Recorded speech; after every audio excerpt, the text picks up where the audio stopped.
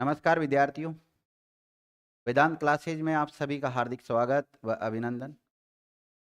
विद्यार्थियों, कल हमने चर्चा की थी समास टॉपिक के ऊपर और समास के बारे में बेसिक जानकारी लिख ली। अब सामान्य जानकारी कंप्लीट होने के बाद में बात करते हैं इसके भेद या प्रकार की। तो अर्थ या पद की प्रधानता के आधार पर समास 4 प्रकार के होते हैं। अव्ययीभाव समास, तत्पुरुष समास, द्वंद्व समास और बहुव्रीहि समास। कितने होते हैं? 4 होते हैं। अगर वैसे देख के सामान्यतः के समास के भेद कितने होते हैं तो आपको 6 बताने होते हैं। उसमें द्विगु और कर्मधारय और जुड़ जाता है। लेकिन हमने कल एक चार्ट बनाया था, उसमें इन 6 के अलावा भी समास होते हैं। आपको अलुक तत्पुरुष देखने को मिला, इसके अलावा उक्त पद मिला, लुप्त पद मिला और नए तत्पुरुष समास मिला। हालांकि ये सब तत्पुरुष के उपभेद है। उसके अलावा तत्पुरुष के हमने कारक के आधार पर 6 भेद भी पढ़े। कर्म, करण, संप्रदान, अपादान, संबंध और अधिकरण, ये 6 होते हैं। तो ऐसे करके बहुत सारे समास हो गए।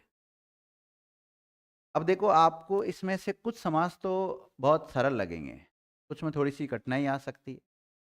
कुछ के विग्रह करने के नियम बना रखे हैं, कुछ के नियम नहीं है। जैसे हम अव्ययीभाव समास पढ़ते हैं, तो अव्ययीभाव समास का विग्रह करने का कोई नियम नहीं है। तो आज हम जो समास पढ़ने की तरफ जा रहे हैं वो पढ़ेंगे। पहला नंबर का है जो अव्ययीभाव समास। सभी विद्यार्थी हेडिंग डाल लो, अव्ययीभाव समास।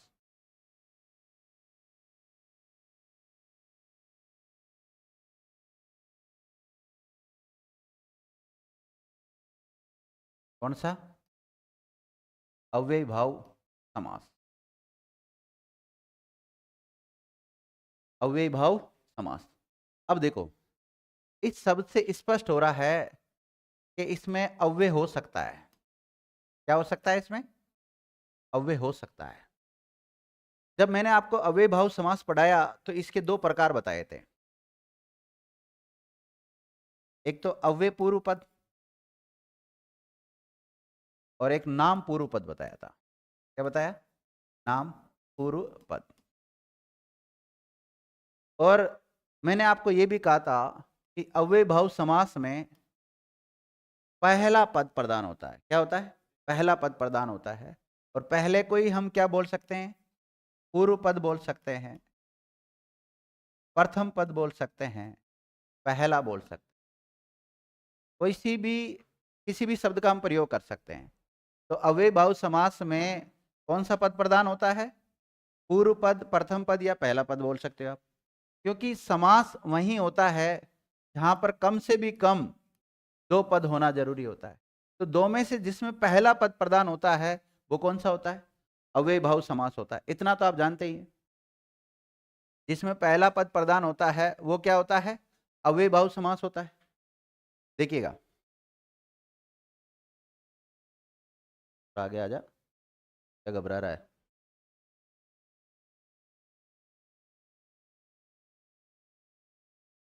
चाय पियोगे? आ गई अपने तो।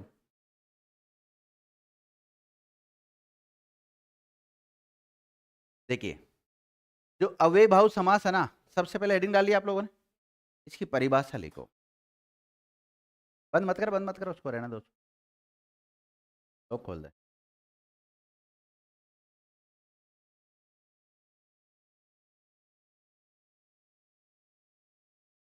परिभाषा लिखे, देखो, ऐसे सामासिक पद, ऐसे सामासिक पद जिनमें पूर्व पद, जिनमें पूर्व पद, पूर्व के ब्रैकेट में क्या लिखोगे? प्रथम या पहला। पूर्व पद ब्रैकेट में प्रथम या पहला। ऐसे सामासिक पद जिनमें पूर्व पद प्रदान होता हो।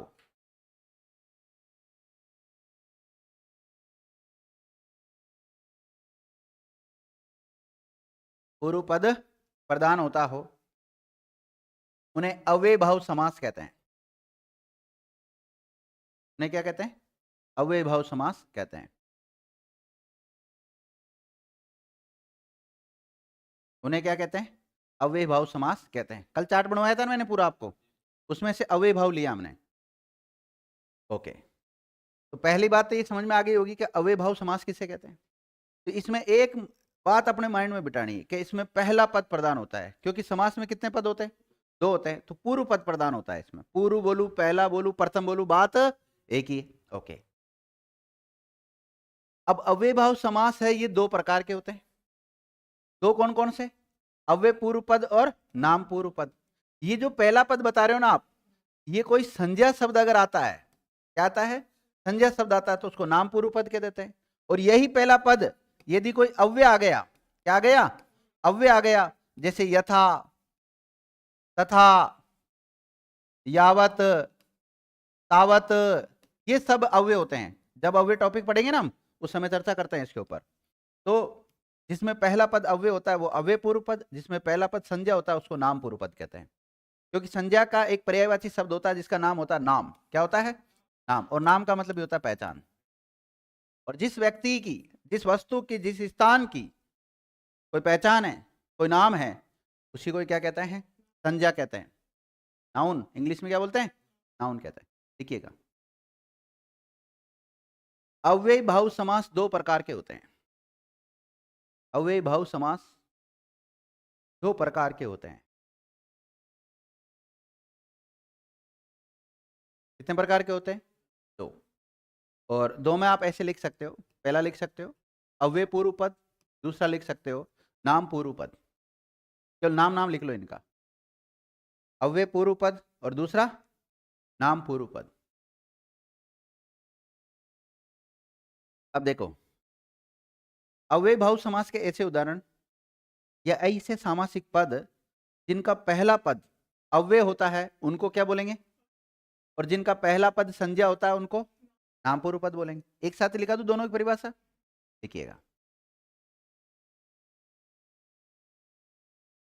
जिन सामासिक पदों में, जिन सामासिक पदों में, सामासिक पद का मतलब वो छोटा रूप, जिन सामासिक पदों में पहला पद, जिन सामासिक पदों में पहला पद अव्यय होता है, अव्यय होता है, उन्हें अव्यय पूर्व पद कहते हैं। उन्हें अव्यय पूर्व पद कहते हैं। क्या कहते हैं? अव्यय पूर्व पद कहते हैं। दूसरा लिखो, या कंटिन्यू में लिख सकते हो। जिन सामासिक पदों में, जिन सामासिक पदों में पहला पद, रहने दो, पहला पद, जिन सामासिक पदों में पहला पद संज्ञा होता है, संज्ञा होता है, उन्हें नाम पूर्व पद अव्ययी भाव समास कहते हैं। नाम पूर्व पद अव्ययी भाव समास कहते हैं। आगे यहां तक समझ में आपके? देखिए, अव्ययी भाव समास किससे कहते हैं? जिसमें पहला पद प्रधान होता है उसको क्या कहते हैं? अव्ययी भाव समास कहते हैं। और वही पहला पद अगर कोई अव्यय आ गया तो उसको क्या बोलेंगे? और अगर वही पहला पद कोई संज्ञा शब्द आ गया तो उसको क्या बोलेंगे? नाम पूर्व पद बोलेंगे। समझ जाओगे? ओके,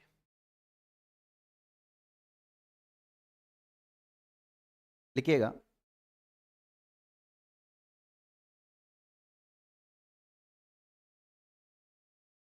जहां संज्ञा शब्द की पुनरावृत्ति होती है, अगला फैक्ट लिखें, जहां संज्ञा शब्द की पुनरावृत्ति होती हो वहां अव्ययी भाव समास हो सकता है। जहां संज्ञा शब्द की क्या होती हो? पुनरावृत्ति हो। यानी कि कोई संज्ञा शब्द है, अगर ये बार बार आ रहा है तो वहां पर क्या हो सकता है? अव्ययी भाव समास हो सकता है।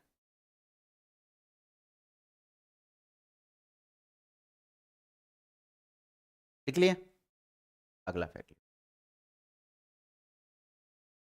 ये जो अव्यय होते हैं ना, देखो अव्यय भाव समास में 2 पद होते हैं, सब मतलब जो भी समास पढ़ोगे ना उसमें 2 पद होंगे। अगर पहला पद प्रधान है तो उसको अव्यय भाव बोलते हैं। अब इसमें अगर पहला पद अव्यय है तो उसको अव्यय पूर्व पद बोलेंगे। अब इसका मतलब यह है कि अव्यय पहले पद के रूप में भी आ सकता है और सेकंड पद के रूप में भी आ सकता है। तो अव्यय पूर्व पद भी हो सकता है और पर पद भी हो सकता है। तो लिखिएगा अव्यय भाव समास में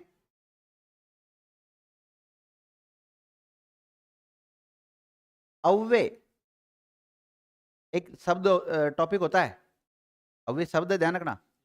अव्यय भाव समास में अव्यय ब्रैकेट में अविकारी लिख सकते हो आप, अविकारी शब्दों का प्रयोग होता है। इसका होता है अविकारी शब्द या अव्यय का प्रयोग होता है।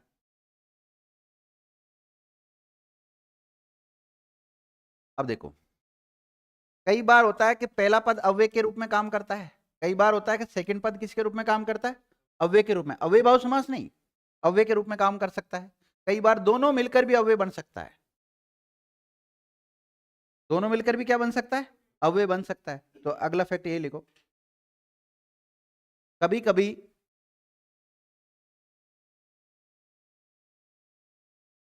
पूरा सामासिक पद भी, पूरा सामासिक पद भी, सामासिक पद का मतलब दोनों पद हो गए उसमें फर्स्ट और सेकंड दोनों ना, सामासिक पद भी अव्यय की भांति प्रयुक्त होता है, अव्यय की भांति प्रयुक्त होता है।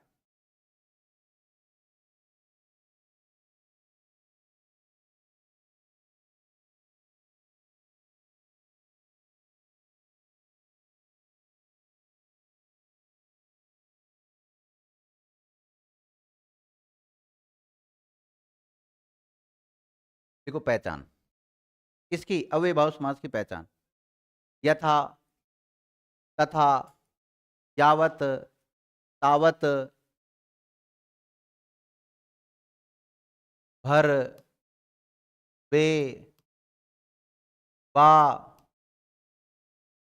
ला,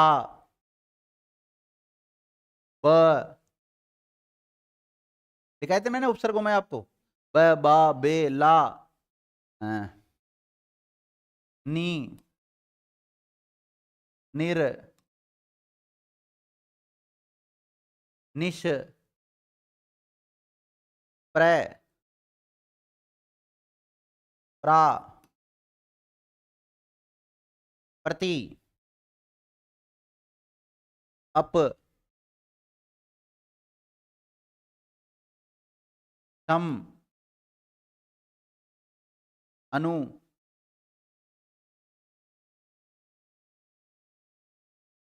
आ, अति,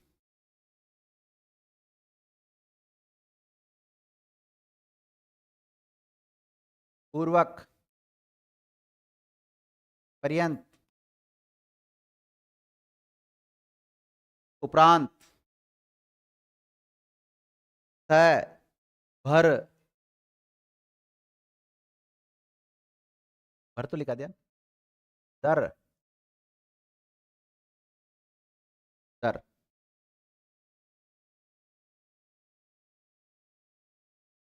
लिख लिया विद्यार्थी, कौन कौन से लिखे वापस बोलना।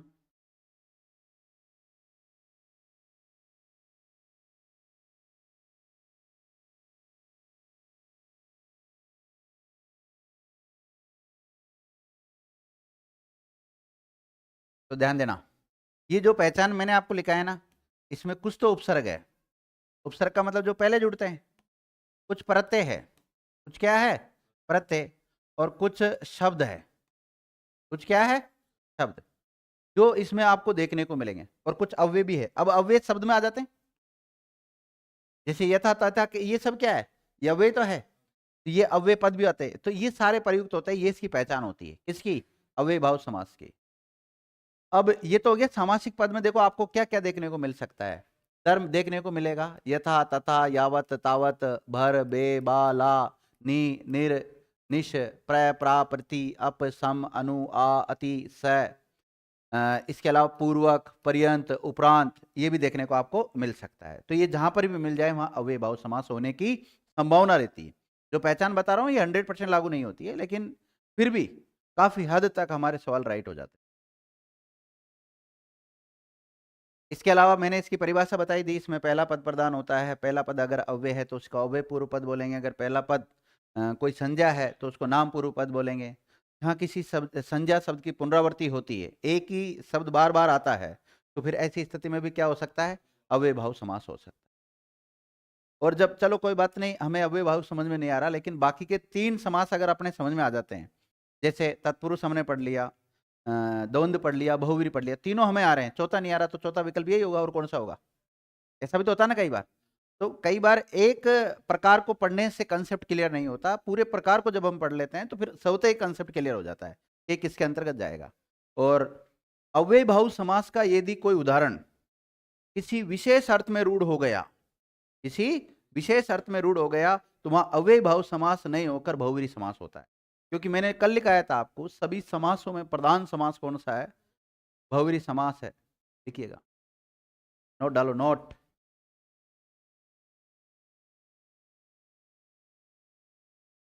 अव्यय भाव समास का कोई सामासिक पद, अव्यय भाव समास का कोई सामासिक पद यदि किसी विशेष अर्थ में प्रयुक्त, किसी विशेष अर्थ में प्रयुक्त होता है, किसी विशेष अर्थ में प्रयुक्त होता है, किसी विशेष अर्थ में प्रयुक्त होता है। एक कुर्सी की व्यवस्था करना भाई, तो आप इसको दे दो, है ना, बैठ जाओ। हाँ वापिस बोलना, सेंटेंस जमा नहीं। किसी विशेष अर्थ में प्रयुक्त होता है तो वहां पर अव्यय भाव समास नहीं होकर बहुव्रीहि समास होगा। क्या होगा, अव्यय भाव समास नहीं होकर बहुव्रीहि समास होगा।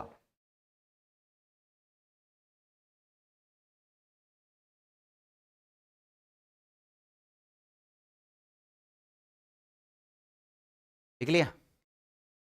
अब ध्यान देना, अगर हम बात करें विद्यार्थियों कि इसके कोई नियम बना रखे हैं क्या, अव्यय भाव समास के विग्रह करने के। जैसे हम कर्मधारय पढ़ते हैं तो कर्मधारय में पढ़ते हैं ह जो का प्रयोग होता है, हैं, नहीं तो रूपी शब्द आता है, नहीं तो के समान का प्रयोग होता है। इसी प्रकार यहाँ पर कोई नियम नहीं है अव्यय भाव समास का, क्योंकि इसका फैलाव रूप को क्या बोलते हैं, हम विग्रह बोलते हैं। तो विग्रह करने का कोई निश्चित नियम नहीं है। अगला फैक्ट ये लिखो, अव्यय भाव समास में विग्रह करने का, अव्यय भाव समास में विग्रह करने का कोई निश्चित नियम नहीं है, कोई निश्चित नियम नहीं है।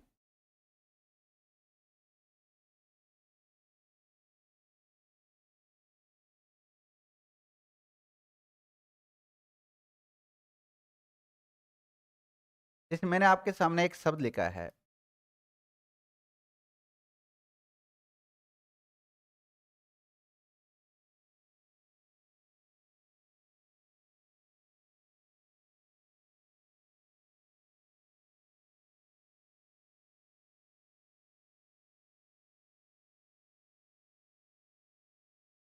देखो, कर्मानुसार शब्द का समास विग्रह क्या होगा, कर्म के अनुसार।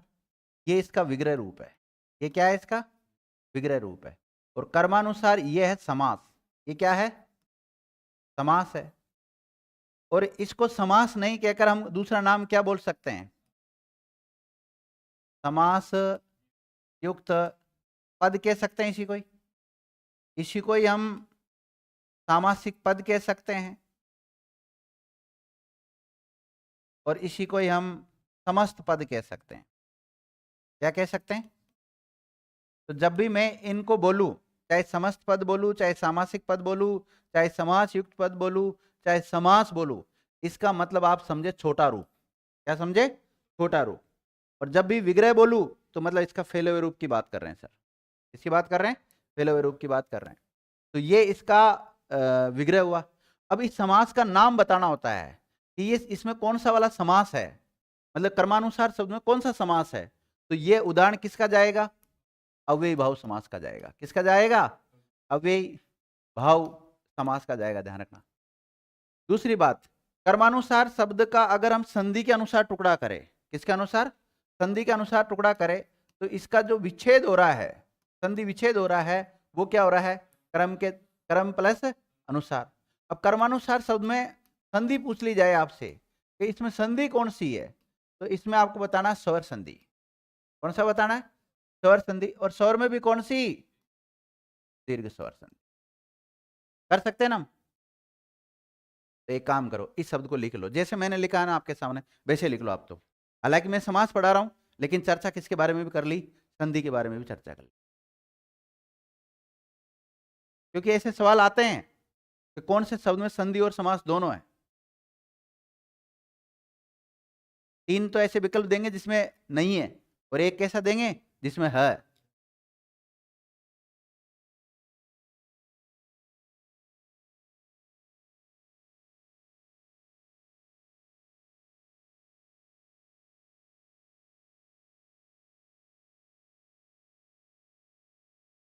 लिख लिया?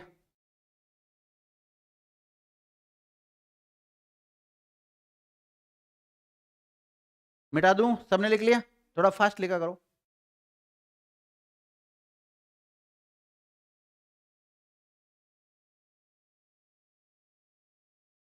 ठीक है।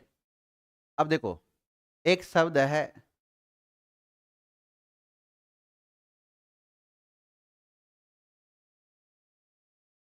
आ जानू बाहु। बाहु मतलब भाई, जानू बाहु में आ जाए, वो नहीं है इसका मतलब। ठीक है, यहाँ बाहु का मतलब बाहें हैं, ये जो बाहें होती है इनको बोलते हैं। और जानू का मतलब घुटना है। क्या है? घुटना। और आ का मतलब तक। आ का मतलब क्या है यहाँ पर? तक होता है। आ उपसर्ग मैंने पढ़ाया था आपको, और उसमें लिखा है तक। अच्छा, वहां भी लिखा था ये उदाहरण, तो है ना? अच्छा अच्छा। तो देखो, बाहें घुटनों तक। कहाँ तक? घुटनों तक। तो अगर इसका मैं विग्रह करता हूं, बाहें वहां, या बाहु लिख देता हूं मैं डायरेक्ट ही। दूसरा मतलब पर्यायवाची शब्द का प्रयोग नहीं करता हूं। बाहु जानू तक। बाहु का मतलब बाहें होगी, और जानू का मतलब क्या हो गया? घुटना हो गया, समझने के लिए।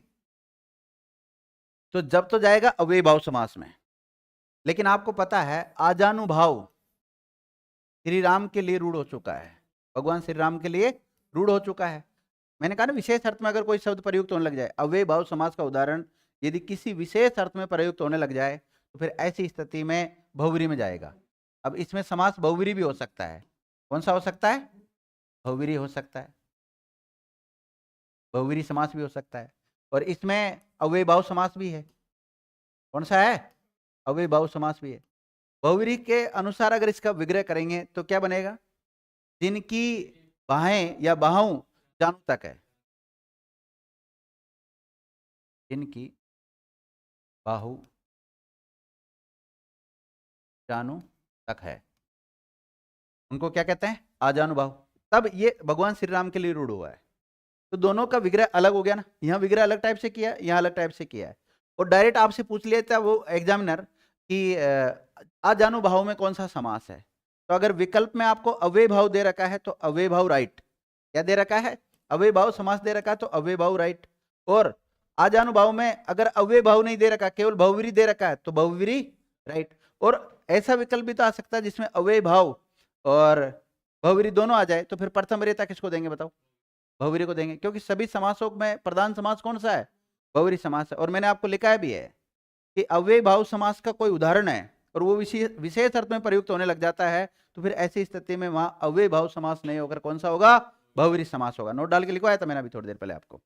ठीक है, तो आप इसको लिख सकते हैं। इसके अलावा ध्यान देना, इसमें उपसर्ग भी काम कर रहा है। उपसर्ग काम कर रहा है। कौन सा उपसर्ग आ रहा है बोलो? आ उपसर्ग आ रहा है। और मैंने पहचान लिखाई है आपको अव्ययी भाव समास की, उसमें आ उपसर्ग लिखाया कि नहीं लिखाया? लिखाया ना। तो देखो, इसमें अव्ययी भाव समास हो सकता है, इसमें बहुव्रीहि समास हो सकता है, इसमें उपसर्ग का उदाहरण में भी यह जा सकता है। 3 विकल्प इसके संदर्भ में अगर आते हैं तो राइट है। लिख लो, तीनों को कर लो जैसे मैंने किया वैसे।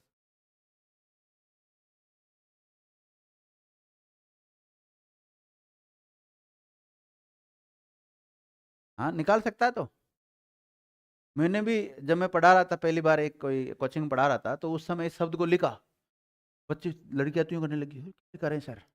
लड़कों को तो मजा आता है ऐसे शब्द सुनते ही।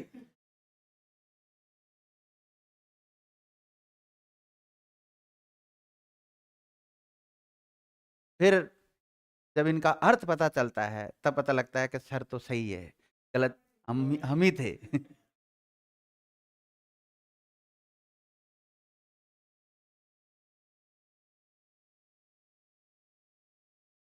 वही है ना कि हिंदी भाई, जैसे आपने लिखा है पवन तो सीताराम का सौजन है। क्या है? सौजन है। सौ का मतलब होता है स्वयं, खुद का। जन मतलब लोग, खुद का आदमी है, मतलब खुद के लोग है, ये तो मेरे सब होता है ना। कौन सा वाला सौजन? एक मिनट, जिससे पूछो। हाँ पवन, कौन सा वाला है? ऊपर वाला कि नीचे वाला? ऊपर वाला नहीं, ऊपर वाला क्या है? ऊपर वाले का सौजन का मतलब होता है कुत्ता। क्या होता है? कुत्ता होता है।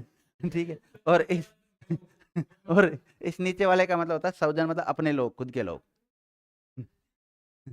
नहीं, वैसे आप बुरा ना माने, लेकिन मैं बता रहा हूँ शब्दों का देखो कितना अंतर होता है। आपने कुछ नहीं किया, सड़क वाले सह की जगह पर कौन सा सह लिखा है? तालव्य सह लिखा है, वैसा आपने।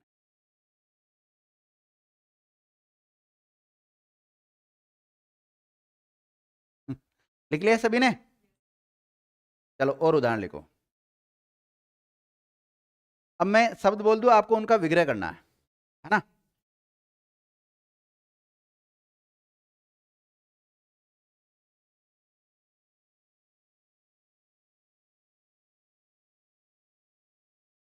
निर्देशानुसार।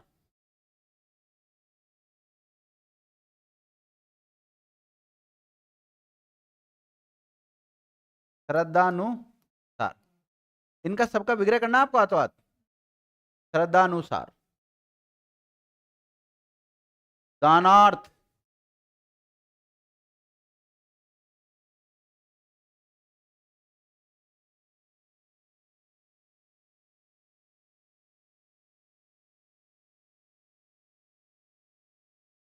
दानार्थ। इसी प्रकार एक होता है सेवार्थ। क्या होता है? सेवार्थ। सेवा के लिए। सेवा के लिए। सेवा के लिए। कृपा पूर्वक। कृपा पूर्वक। क्या होगा? कृपा के साथ। कृपा के साथ। जीवन पर्यंत।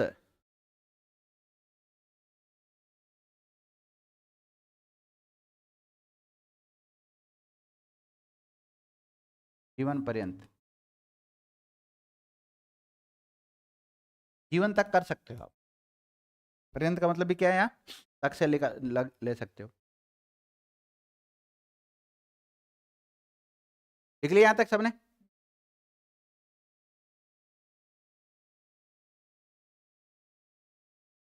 मरणोपरांत। क्या बनेगा? हैं?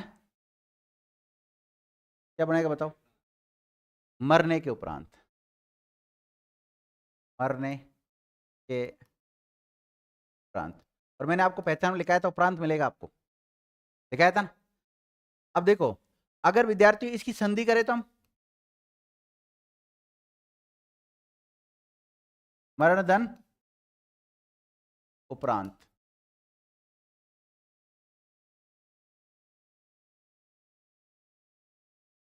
उपरांत ऐसे लिखते हैं क्या? सही लिखा मैंने?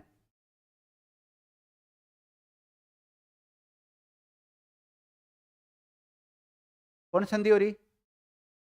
गुण संधि हो रही।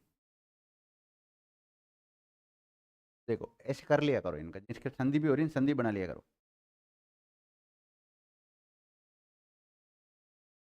दिन भर, देखो समास में कम से कम 2 पद आना जरूरी है, और 2 पद आगे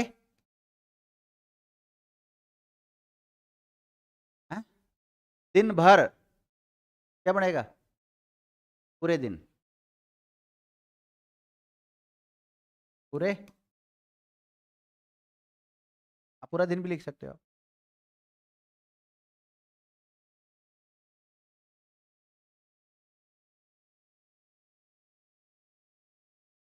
क्या आ गया? संधि बता पवन, इसमें कौन संधि हो रही? नहीं हो रही?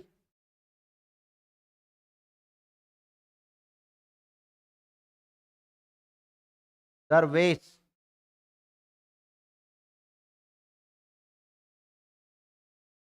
बताओ क्या होगा इसका विग्रह?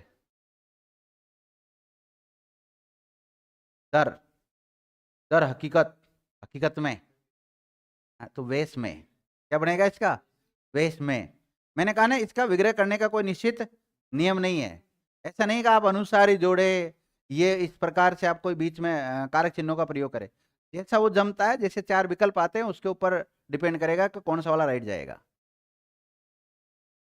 हाँ, लिखो बेफायदा,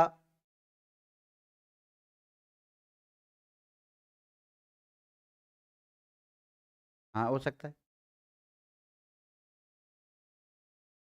कथनानुसार, कथनानुसार, भोजनार्थ, शब्द लिखो पहले, भोजनार्थ, विवेकपूर्ण, बेरहम, बेबुनियाद, दरअसल, नासमझ, दर हकीकत, बेखटके, आता ना, बिना खटके के, बिना किसी भय के, है ना? प्रतिघात, प्रतिहिंसा, बेचैन,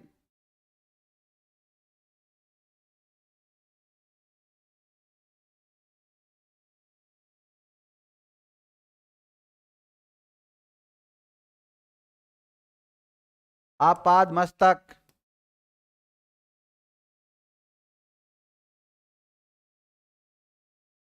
आबाल वृद्ध,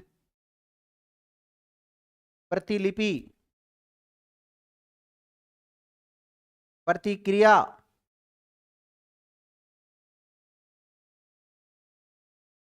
सकुशल। सकुशल का क्या बनेगा भाई?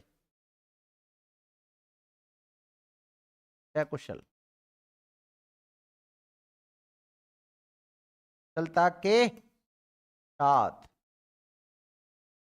कुशलता के साथ बनेगा। परिणाम,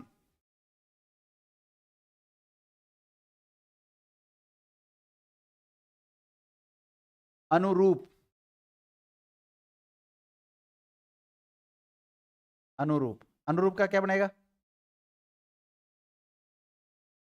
देखो अनुरूप का क्या बनेगा? 2 बनेंगे इसके दोनों बना सकते हो। अनुरूप, रूप के अनुसार, एक तो क्या बनेगा? रूप के अनुसार, और एक और बना सकते हो, जैसा रूप है वैसा, जैसा रूप है वैसा, 2 बना सकते हो। लिख लिया? अनुस्मारक,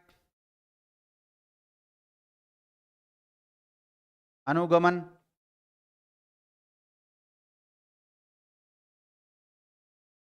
अत्युत्तम, उत्तम ही होगा।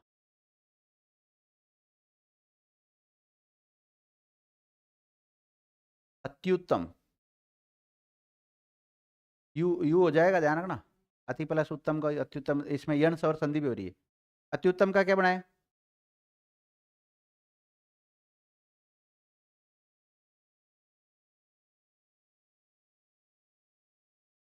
अत्युत्तम, पर्यायवाची शब्दों का प्रयोग नहीं करना। अत्युत्तम, अरे उत्तम से भी उत्तम होता ना, उत्तम से उत्तम ऐसे लिख सकते। कैसे? कुछ जगह हो सकता है।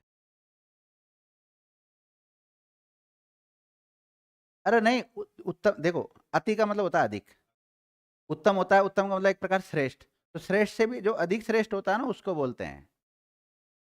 नहीं, सर्वश्रेष्ठ शब्द नहीं बोल सकते हम इसको, मतलब श्रेष्ठ से अधिक। आप शब्द देख लीजिए, उत्तम का मतलब क्या होता है? श्रेष्ठ होता है। क्या होता है? श्रेष्ठ होता है, सामान्यतः बता रहा हूं मैं। और अति और जोड़ दो, अति का मतलब अधिक, तो श्रेष्ठ से भी अधिक,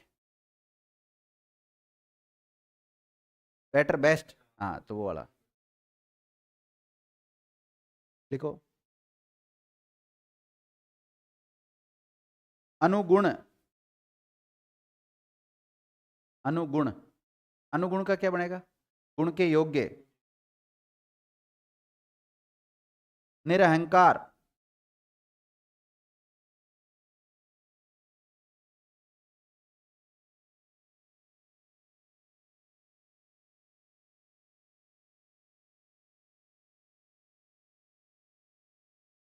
अहंकार रहित हो सकता है।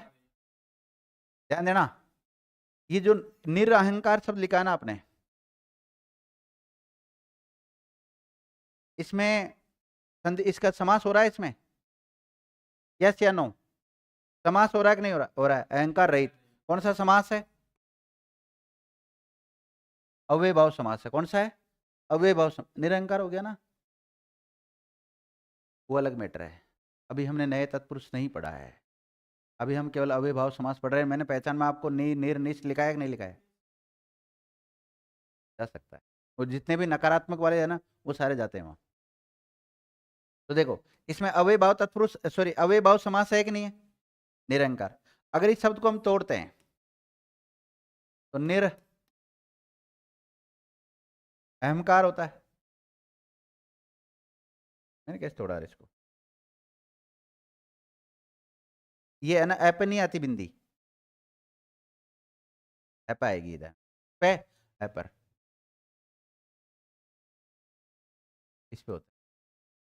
अब देखो, इसको भी तोड़ सकते हैं हम, हमदन कार होता है। ध्यान देना, ये जो निरहंकार शब्द लिखा है ना आपने, इसमें दो उपसर्ग है। कौन कौन से? निर और अहम। एक प्रत्यय इसमें, कार प्रत्यय है। और क्या संधि हो रही है इसमें? बिल्कुल संधि हो रही है। नी विसर्ग अहमकार, विसर्ग संधि। कौन सी संधि? अरे लिख, विसर्ग संधि। कौन सी? विसर्ग संधि। तो कहने का मतलब देखो कितना खतरनाक शब्द आया आपके सामने, निरहंकार शब्द आया। नहीं, पहले तो सबसे पहले हम कौन सा टॉपिक पढ़ रहे हैं? अव्यय भाव समास पढ़ रहे हैं। इसके अनुसार इसका खंड करो, मतलब इसका विग्रह करो। क्या होगा? अहंकार रहित, इतना कर लो आप। और फिर इस पूरे शब्द का पोस्टमार्टम करो। पूरे शब्द का पोस्टमार्टम का मतलब है इसको तोड़ो अलग अलग तरीके से। सबसे पहले तो एक काम करो, आप इसको संधि के अनुसार तोड़ो। निरंकार शब्द को किसके अनुसार तोड़ो? संधि के अनुसार विच्छेद करो। क्या होगा संधि के अनुसार? नि विसर्ग अहमकार होगा। संधि के अनुसार तो इतना ही ध्यान रखना। और कौन सी संधि का उदाहरण है? विसर्ग संधि का। अब इसको है ना उपसर्ग के अनुसार तोड़ो। किसके अनुसार? उपसर्ग के अनुसार। तो उपसर्ग के अनुसार टूटेगा निर धन अहम धन कार, दो उपसर्ग आ जाएंगे इसमें। इसको इसमें प्रत्यय के अनुसार तोड़ो।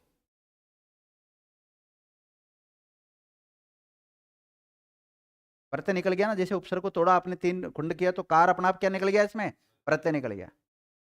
इसमें उपसर्ग भी आ गया, इसमें प्रत्यय भी आ गया। इसमें संधि भी आ गया और इसमें समास भी आ गया। कई बार बच्चे पूछते हैं सर ऐसा उदाहरण दो चारों ही आ जाए।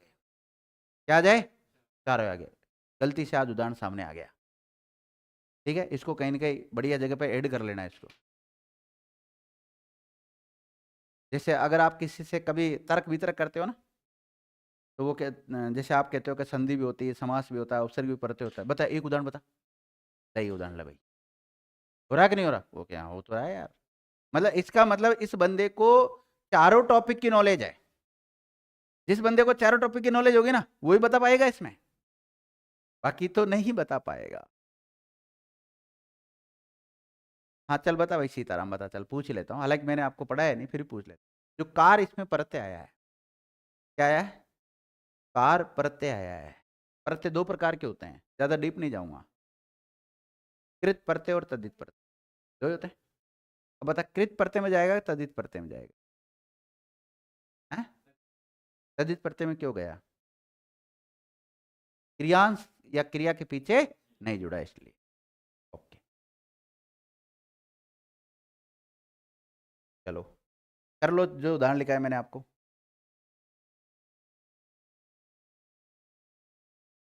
जल्दी हल करो।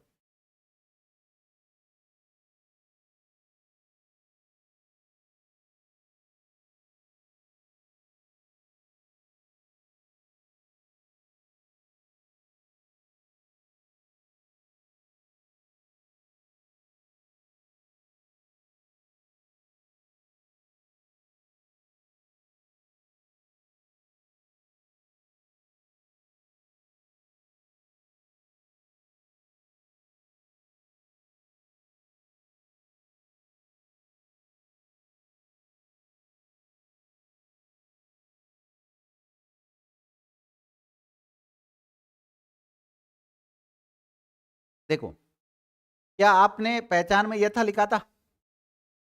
इसका विग्रह क्या होगा? शक्ति के अनुसार हो सकता है। यथा शक्ति, शक्ति के अनुसार हो सकता है। क्या आपने यावत लिखा था? देखो, यावत जीवन हो रहा है, कौन सी संधि? व्यंजन संधि हो रही है।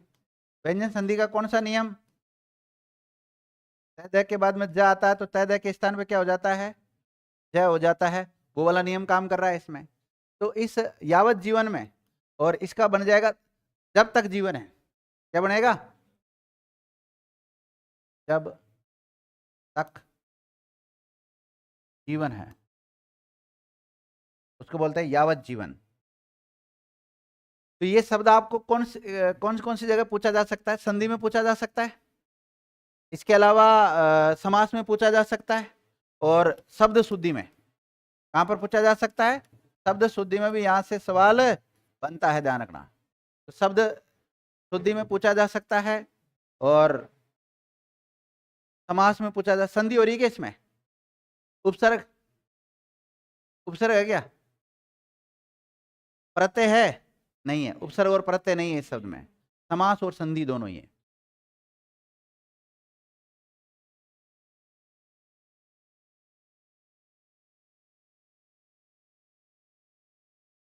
हम्म, आघात, घात के बदले किया गया आघात।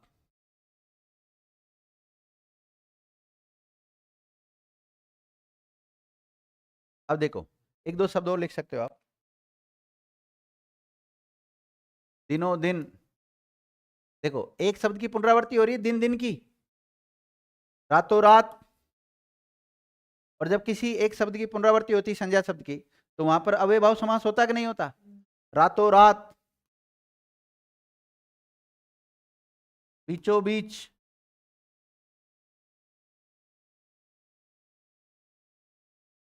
बीचों बीच,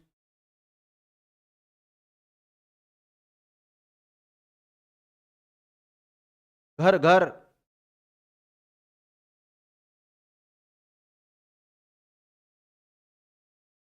हाँ बिल्कुल। हाँ हाँ, सुनना मेरी बात, ये कितना अच्छा उदाहरण है।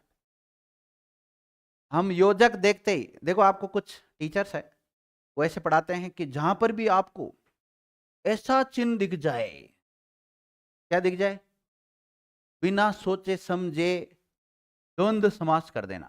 क्या कर देना, ट्रिक फेल। यहां द्वंद्व समास नहीं है, यहां कौन सा है, बहुव्रीहि समास। घर घर, घर घर का आप कर सकते हो प्रत्येक घर या घर ही घर, क्या कर सकते हो, प्रत्येक घर कर सकते हो आप।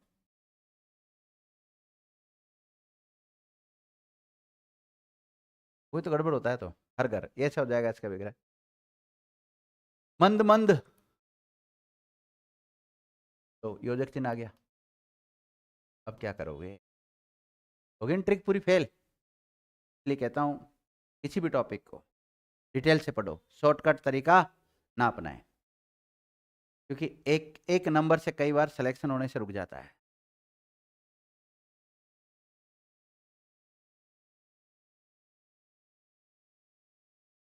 दिनों दिन, दिन के बाद दिन, दिन के बाद दिन, रातों रात का,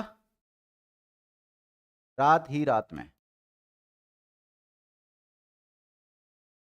मंद मंद,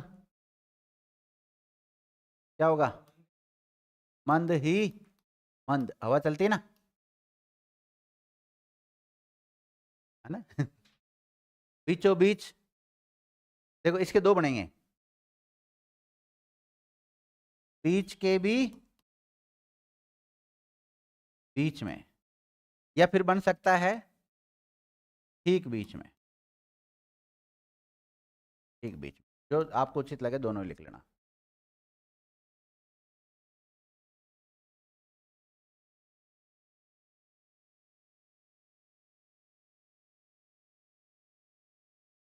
हर घर,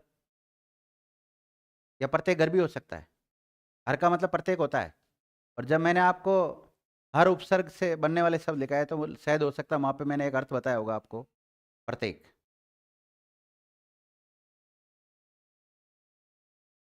अनुस्मारक का क्या होगा बताओ,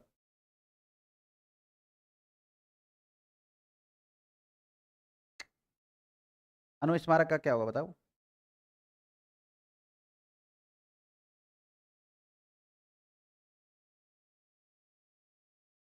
देखो स्मारक की तरह का पत्र,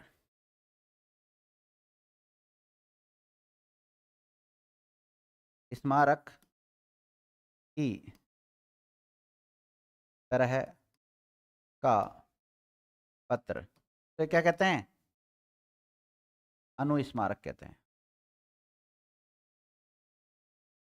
और यहां स्मारक का मतलब है स्मृति दिलाने वाला, का मतलब क्या है, स्मृति दिलाने वाला। और स्मृति का मतलब है याद, याद दिलाने वाला। लिख लिया, है गमन के बाद गमन, या गमन के पीछे गमन भी हो सकता है। यानी कोई जाता है उसके पीछे हम जाते हैं, तो उसको क्या कहते हैं, अनुगमन कहते हैं। उत्तम से भी उत्तम, और बोलो, है लिपि, प्रति देखो लिपि का मतलब जानते हो आप, प्रतिलिपि वैसे सामान्यतः फोटोकॉपी कहते हैं, लिपि के समकक्ष लिपि, लिपि के समकक्ष लिपि प्रतिलिपि का हो जाएगा, लिपि के समकक्ष लिपि। ये लिख लिए थे आपने, यथाशक्ति, यावत जीवन वगैरह, नहीं लिखे, लिख लिए सबने, ये वाले हो गए सब। आप पाद मस्तक का क्या बनाया,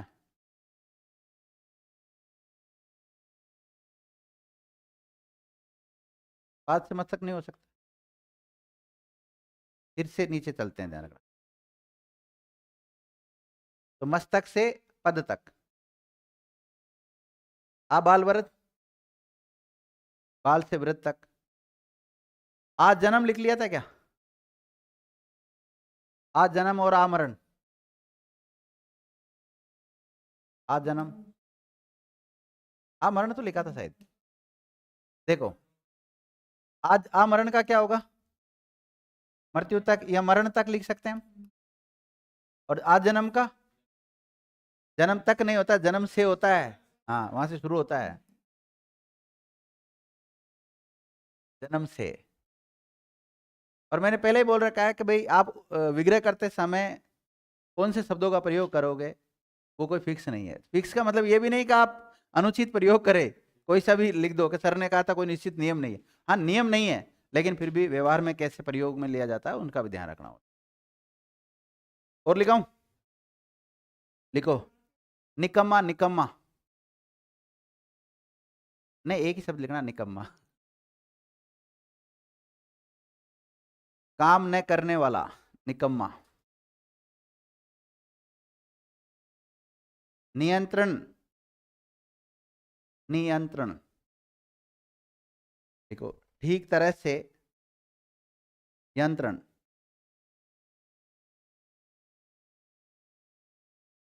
देखो, नियमन, नियमन। ठीक तरह से यमन। और यमन का मतलब होता है रोकना। यमन का मतलब क्या होता है? रोकना। देखो विद्यार्थियों, मैंने वैसे मेरी तरफ से काफ़ी उदाहरण आपको लिखा है यहाँ पर क्लास में, लेकिन फिर मैं आपको सजेशन करूँगा कि अपनी जो हिंदी व्याकरण की पुस्तक है, आप उसको भी पढ़े साथ में। जैसे माना कि मैं समास पढ़ा रहा हूँ, अव्यय भाव समास पढ़ा रहा हूँ, तो अव्यय भाव समास के जो भी उसमें उदाहरण दे रखे हैं, आप उनको करते रहो हल। अगर आपको ये कम उदाहरण लगते हैं तो, और जिसको लगता है कि सर बहुत है, इतना तो पढ़ लेंगे जो, तो बहुत है, काफ़ी गुणकारी है, तो मैंने मेरी तरफ से काफ़ी सारे उदाहरण लिखा दिए। क्योंकि सारे उदाहरण क्लास में नहीं लिखाए जा सकते, वो क्लास बहुत ज़्यादा लंबी हो जाती है फिर। और लिखो, प्रतिशत। प्रतिशत क्या होगा?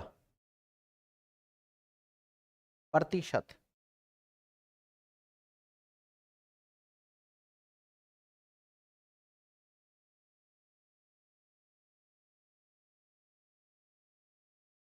प्रत्येक शत। और शत का मतलब किससे लिया गया है? 100 से लिया गया है। लिया गया है यहाँ पर समझने के लिए केवल। लिखो, अत्याधुनिक।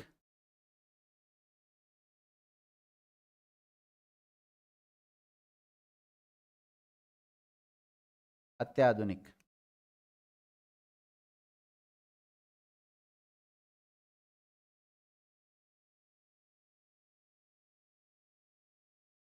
क्या होगा? आधुनिक, मॉडर्न से भी, आधुनिक से भी आधुनिक, है ना? ये भी, इसमें भी चारों चीज आ रही है।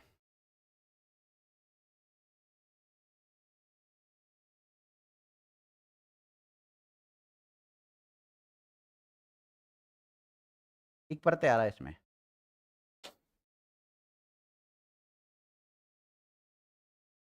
आ,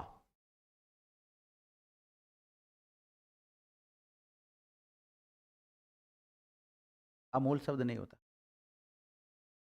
आधु, आ भी उपसर्ग हो सकता, आ भी निकलेगा उसमें, धून होगा। धून में एक जुड़ा, जब जाके आ और धून जुड़, आ और एक जुड़कर आधुनिक बना है। भोजन के लिए भोजनार्थ शब्द दिखाया था कि मैंने आपको? भोजनार्थ, जैसे सेवार्थ था ना, सेवा के लिए, इसी प्रकार भोजनार्थ किसके लिए बनेगा? भोजन के लिए। लिख लिया? अत्यल्प, अत्यल्प, अत्यल्प क्या बनेगा बताओ? बहुत ही अल्प।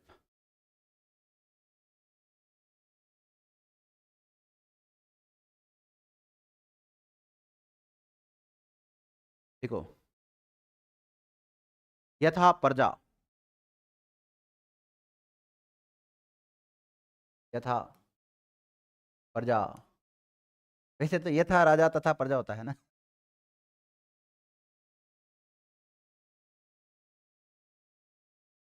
देखो चेंज करोगे इसको, यथा राजा, यथा जैसा राजा, तथा वैसी प्रजा। तो तथा प्रजा का मतलब क्या होता है, वैसी प्रजा, और यथा राजा का मतलब जैसा राजा। ठीक है, तो इसी के साथ आज की क्लास को यहीं विराम देते हैं।